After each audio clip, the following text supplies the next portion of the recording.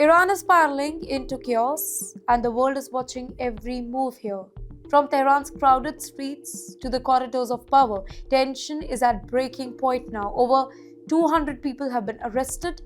Here, Iranian authorities say they are Israeli-American terror organizers, accused of plotting violence, stirring unrest, and undermining the regime.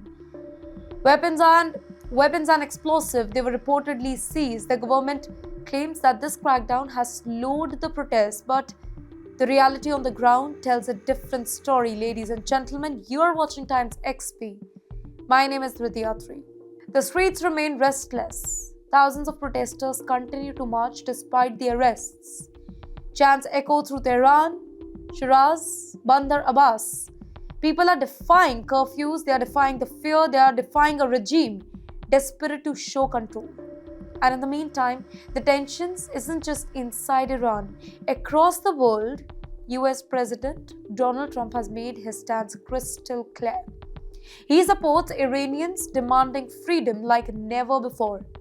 This public backing has only escalated Tehran's rhetoric, with their supreme leader Ayatollah Ali Khamenei accusing US of fueling the unrest further. Warnings are flying.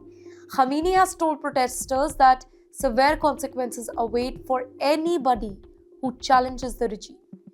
On the other hand, you have Trump. He's signaling readiness for what he calls an Iranian mission, keeping US military options open as the crisis intensifies.